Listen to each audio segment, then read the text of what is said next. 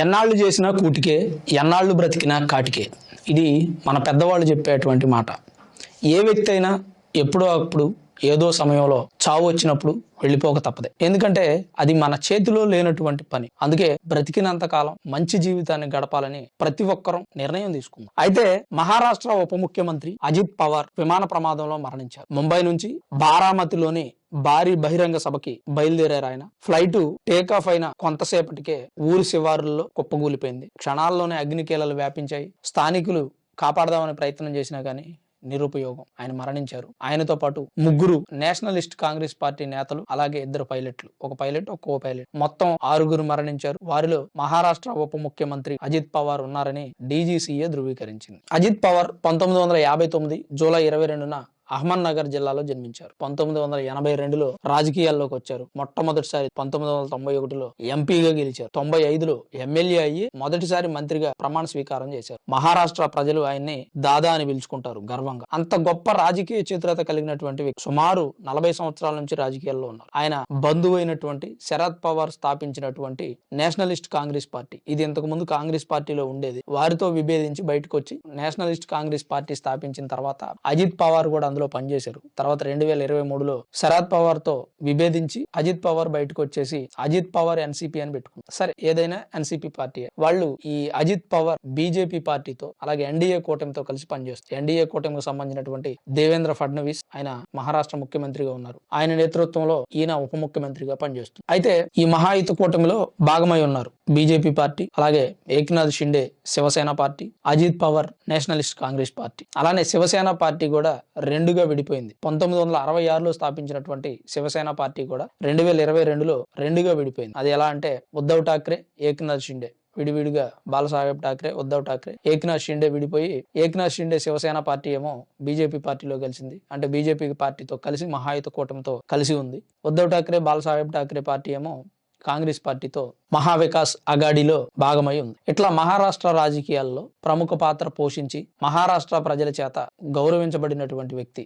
బారామతి నియోజకవర్గం ఆయన సొంత నియోజకవర్గం. ఆ నియోజకవర్గాల్లో దశాబ్దాలుగా ఓటమి లేకుండా గెలుస్తున్నటువంటి వ్యక్తి అజిత్ పవార్. అలాంటి అంత గొప్ప రాజకీయ నాయకుడు, అనుభవం కలిగినటువంటి రాజకీయ నాయకుడు, మహారాష్ట్రలో ప్రస్తుతం ఉప ముఖ్యమంత్రిగా పనిచేస్తున్నటువంటి వ్యక్తి ఫ్లైట్ టేకాఫ్ అయ్యేటప్పుడు ఆ ఫ్లైట్ లో సాంకేతిక లోపం ఉందా లేదా అనేది చెక్ చేయలేదంటారా? ముందుగానే చెక్ చేసి బయలుదేరుతుంది కదా ఫ్లైట్. మరి ఏం జరిగింది?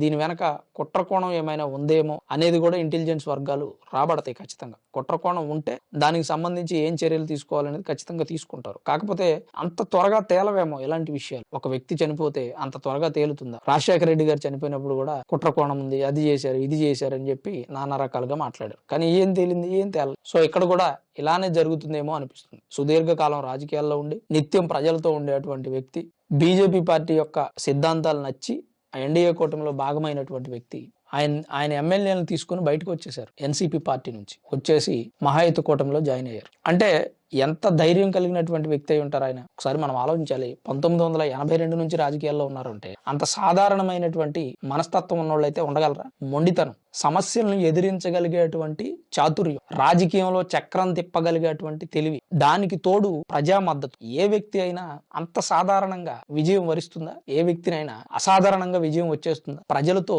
నిత్యం మమేకం అవ్వాలి. రాజకీయాల్లో ఉన్నటువంటి లోటుపాట్లు తెలుసుకోవాలి. రాజకీయాల్లో రాణించాలంటే ఏం చేయాలి? ఓటమి ఎదురైనప్పుడు ఎలా ఎదిరించాలి? గెలుపు వచ్చినప్పుడు పొంగిపోకుండా ఎలా ఉండాలి? ఓటమి రాగానే కుంగిపోయి ఇక రాజకీయాలకు పనికిరాము అని చెప్పుకునేటువంటి పరిస్థితి ఉంటే రాజకీయాల్లో ఆల్మోస్ట్ నాకు తెలిసి రాజకీయ నాయకులంతా కూడా మొండి మనస్తత్వం కలిగినటువంటి వ్యక్తులే. లేదంటే ఎంతకాలం రాజకీయాల్లో ఉండరు. మన ఏపీ రాజకీయాల్లో కూడా చంద్రబాబు నాయుడు గారు ఎంత మొండి అయితే రాజకీయాల్లో ఉంటారు. చిరంజీవి గారు లాంటి వ్యక్తి ఉండలేదే. ఎందుకంటే ఆయన సెన్సిటివ్ పర్సన్. ఈ రాజకీయాలు ఇమడలేకపోయారు. ఇక్కడ ఉన్నటువంటి ఈ పద్ధతులు ఆయన బాడీకి వంట పట్టించుకోలేకపోయారు. సో ఆయన వెళ్ళిపోయారు రాజకీయాల్లో. లోక్ సత్తా పార్టీకి సంబంధించినటువంటి ఆయన గాని, ఇంకా కొంతమంది పార్టీలు పెట్టి, రజనీకాంత్ గారు గాని, విజయకాంత్ పార్టీ పెట్టారు. ఇట్లా వీళ్ళంతా కూడా రాజకీయాల్లో ఇమడలేకపోయారు. మొండితనం లేదని చెప్పాలి ఒక రకంగా, లేదా వాటి మీద ఆసక్తి లేదని చెప్పాలి. అంటే గొప్ప రాజకీయ నాయకులు ఎప్పుడూ కూడా గొప్పగానే బ్రతికారు. కాకపోతే వారి చావు అనూహ్యంగా, అనుమానాస్పద స్థితిలో, ఎందుకు చనిపోతున్నామో ఏం జరుగుతుందో తెలియని స్థితిలో చనిపోతున్నారు. సో ఈ రాజకీయ నాయకుల మరణాల పట్ల